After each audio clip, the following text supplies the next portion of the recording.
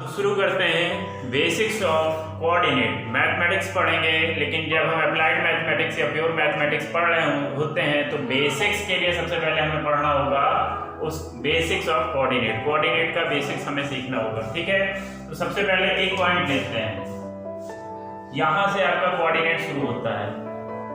Point अगर हम इसमें जो कोऑर्डिनेट होता है वो 3 टाइप का होता है, ये समझ लें। सबसे पहले 1 dimensional, 2 dimensional and 3 dimensional coordinate हमें पढ़ने हैं।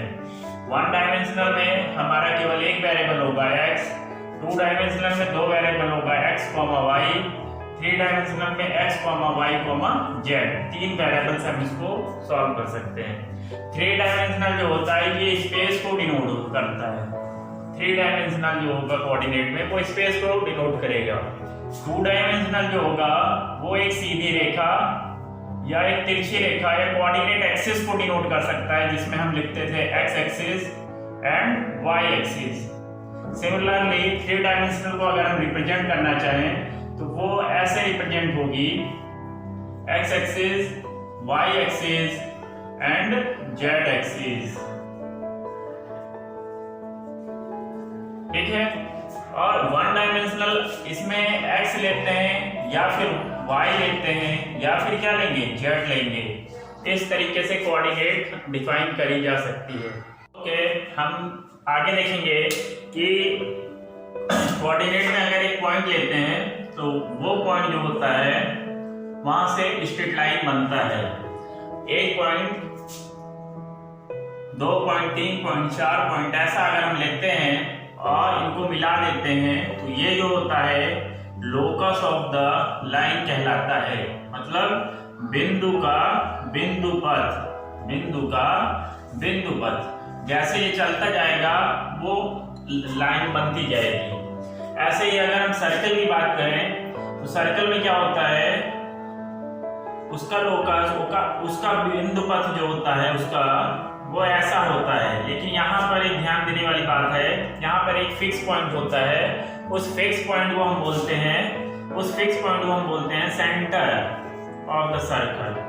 फिक्स पॉइंट यानी कि हमें सर्कल बनाने के लिए एक फिक्स पॉइंट चाहिए, और ये जो सारे पॉइंट होते हैं ये जर्नल पॉइंट होते हैं। इनकी प्रॉपर्टी ये होती है कि जब इस फिक्स पॉइंट को हम इन जर्नल पॉइंट से मिलाते हैं किसी भी एंगल पर, तो उनका जो डिस्टेंस होता है हमेशा इक्वल होता है, जो सर्कल का फॉर्मेशन करता है। तो सर्कल बनाने के लिए हमें क्या चाहिए, एक फिक्स पॉइंट चाहिए जो कि सर्कल को बना सकता है। तो यहाँ पर ये जो लाइन है, ये लाइन हमारा 1 डायमेंशनल भी हो सकता है, 2 डायमेंशनल भी हो सकता है और 3 डायमेंशनल भी हो सकता है। सर्कल की हम बात करेंगे, सर्कल हमारा 1 डायमेंशनल नहीं हो सकता है, सर्कल हमारा हमेशा 2 डायमेंशनल ही होगा, ठीक है।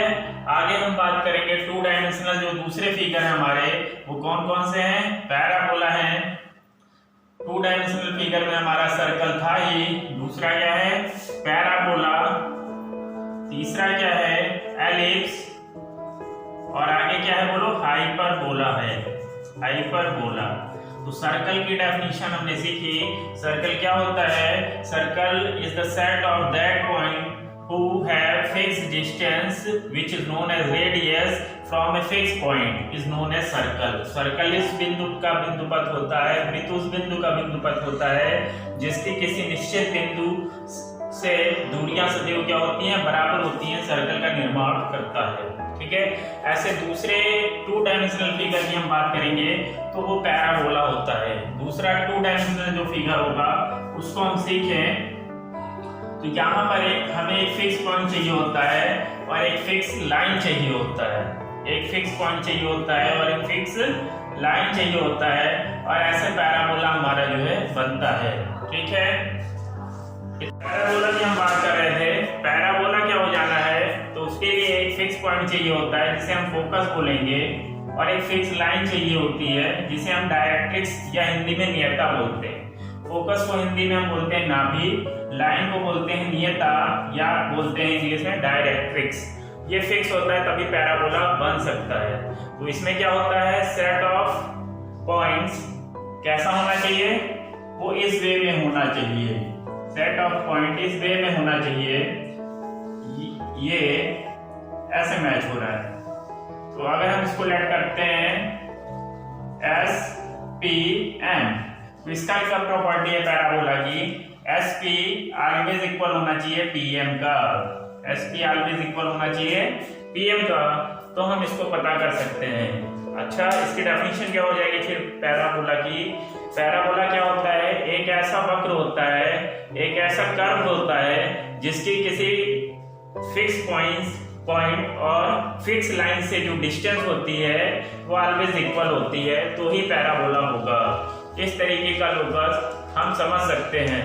पैराबोला को सीखा, S P equal P M होने पर ही वो पैराबोला होगा, अदरवाइज उसकी डेफिनेशन गलत होगी और जो आकृति हमें मिलेगी, जो फिगर हमें मिलेगा, हम उसको पैराबोला नहीं कह सकते। अगर हम एलिप्स की बात करें, एलिप्स, तो एलिप्स में क्या प्रॉपर्टी होती है? जैसे कि हमने सीखा सर्कल में एक फिक्स पॉइंट होना जरूरी है, it is the necessary condition, fix point होना जरूरी है तो ही सर्कल बनेगा। पैराबोला में क्या है? पैराबोला में एक फिक्स पॉइंट होना चाहिए और एक फिक्स लाइन होनी चाहिए, तो ही हमारा पैराबोला बनेगा। सिमिलरली अगर हम एलिप्स की बात करें तो एलिप्स में हमारे दो फिक्स पॉइंट होते हैं और दो फिक्स लाइन होती है, दो फिक्स पॉइंट और दो फिक्स लाइन होती है, और फिर एलिप्स हम बना सकते हैं। ओके ओके, इसकी प्रॉपर्टी क्या हो जानी है? अगर हम इसको S लोकेट करते हैं, ये P लोकेट करते हैं, ये M लोकेट करते हैं, तो SP equal E P M. अच्छा, यहां पर E क्या हो गया? E is known as eccentricity, is known as eccentricity. वो E इसमें पैराबोला में भी होता है, लेकिन यहाँ पर पैराबोला में E की वैल्यू 1 होती है, तो SP इक्वल पी एम हो जाता है। वो E हमारा जो है सर्कल में भी होता है, लेकिन वहां पर E की वैल्यू 0 होती है, हम इसको समझ सकते हैं। यहाँ पर SP इक्वल पी एम होता है और E की वैल्यू यहाँ पर क्या होती है? हमेशा 1 से कम होती है, लेस देन 1 होती है। तो हमने देखा यहाँ पर दो फिक्स पॉइंट हैं, इसमें कितने फिक्स पॉइंट हैं? दो फिक्स पॉइंट है हमारे पास, दो फिक्स पॉइंट हैं जिनको हम फोकस बोलेंगे, फोकस, और दो फिक्स लाइन भी हमारे पास, दो फिक्स लाइन, ठीक है। तभी हम जो है एलिप्स बना सकते हैं, अदरवाइज नहीं बना सकते हैं। दो फिक्स लाइन भी है हाइपरबोला की, हाइपरबोला, हाइपरबोला, ठीक है। हाइपरबोला जैसे कि हमने देखा फिक्स पॉइंट चाहिए एक सर्कल में, पैराबोला में क्या चाहिए था? पैराबोला को बनाने के लिए एक फिक्स पॉइंट और एक फिक्स लाइन, एलिप्स को बनाने के लिए दो फिक्स पॉइंट, दो लाइन, हाइपरबोला को बनाने के लिए भी दो फिक्स पॉइंट और दो लाइन चाहिए होता है। और ये सारे के सारे 2 डायमेंशनल फिगर होते हैं और 12th तक के सिलेबस में हमें यहीं तक पढ़ाया जाता है। उसके आगे अगर हम बात करेंगे तो 3 डायमेंशनल फिगर की बात करेंगे। अब एनसीईआरटी ने 3 डायमेंशनल को भी इंट्रोड्यूस कर दिया है 12th के सिलेबस में, XYZ के बारे में बताया गया है उसमें। तो सिमिलरली हमने देखा SP इक्वल पीएम होने पर हमारा एलिप्स बन जाएगा, वहां पर दो फिक्स पॉइंट थे और दो फिक्स लाइन थी। यहाँ पर E जो होता है सेंट्रिसिटी कहलाता है, जो इसके शेप को निर्धारित करता है, ओके, और E की वैल्यू 1 से कम होती है। हाइपरबोला की हम बात करेंगे तो हाइपरबोला को बनाने के लिए ये हमारा एक्सिस है, तो यहाँ पर दो फिक्स लाइन लेंगे और दो फिक्स पॉइंट लेंगे और इनका हम कंस्ट्रक्शन करेंगे तो हमें हाइपरबोला मिल जाएगा।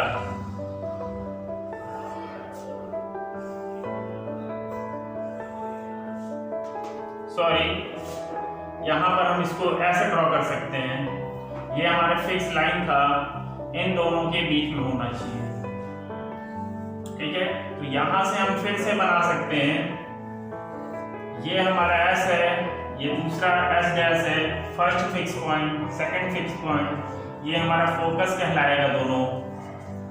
और यहाँ से फिर से हम देखेंगे जो डेफिनेशन बनेगी वो क्या बननी चाहिए, SP = EPM। ठीक है, यहाँ पर ये क्या होता है, वो ग्रेटर देन 1 होता है। यहाँ पर एसेंट्रिसिटी क्या होता है, एसेंट्रिसिटी वो कांस्टेंट है जो हाइपरबोला के, एलिप्स के, पैराबोला के और सर्कल के शेप को निर्धारित करता है या उसके लिए रेस्पॉन्सिबल है। तो आज के लिए इतना ही। आगे की वीडियो में हम सीखेंगे 3 डायमेंशनल और कोऑर्डिनेट की दूसरी चीजें। Thank you very much.